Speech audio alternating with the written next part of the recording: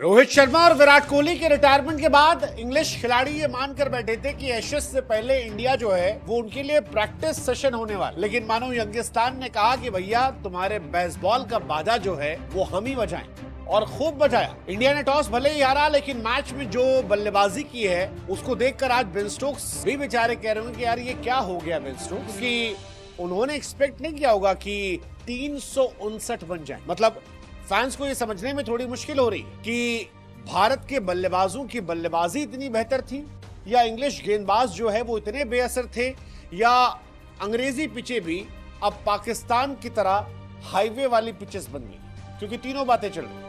लेकिन जो कुछ भी हो, इंडिया ने कमाल खेला शुभमन गिल ने, कमाल खेला जायसवाल ने, और कमाल खेला ऋषभ पंत। शुभमन गिल विराट कोहली के बाद शतक लगाने वाले एक और कैप्टन बन गए, जिन्होंने डेब्यू टेस्ट मैच में ही कैप्टन के तौर पर शतक लगा दिया। मैंने शुभमन गिल को कप्तानी मिलने पर भी कहा था कि कई बार जिम्मेदारियां इंसान को बेहतर बना देती, और गिल के मामले में ये बात बिल्कुल सटीक लग रही है, क्योंकि शुभमन गिल ने जो बल्लेबाजी की है वो कमाल की। इस दिन की शुरुआत जायसवाल की पारी से हुई थी। जायसवाल और राहुल ने शुरुआत में जब गेंद मूव कर रही थी तब जबरदस्त पारी की। राहुल भी टिके, 42 रन बनाए। शुभमन गिल से पहले राहुल ने मोर्चा संभाला जायसवाल के साथ, और बहुत अच्छी पार्टनरशिप। लेकिन फिर जब राहुल आउट हुए उसके बाद साई सुदर्शन जो आईपीएल के हीरो थे आज डेब्यू मैच में 0 पर गए। प्रेशर था जायसवाल के साथ, और गिल ने उस प्रेशर को संभाला।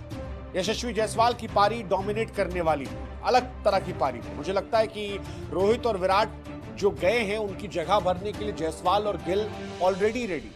दोनों कमाल के प्लेयर हैं, और दोनों अगले 10 साल इंडियन क्रिकेट को सर्विस देने वाले, और मुझे लगता है कि ये दोनों बहुत बड़े खिलाड़ी बने। इंडिया की खूबसूरती यही है कि एक जनरेशन के प्लेयर जाते हैं तो अगली जनरेशन जो है वो बिल्कुल तैयार होती है। पिछली बार जब लक्ष्मण, द्रविड़, तेंदुलकर ये सब रिटायर हुए थे, तो उसके बाद मोर्चा संभाल लिया था चेतेश्वर पुजारा ने, अजिंक्य रहाणे ने, विराट कोहली ने, बाद में रोहित शर्मा ने, और अब नई पीढ़ी भी तैयार। शुभमन गिल की ये पारी अभी भी वो नॉट आउट है 127 पर, या जायसवाल का शतक हो, ये बता रहा है कि यार हम लंबी रेस से खोड़े।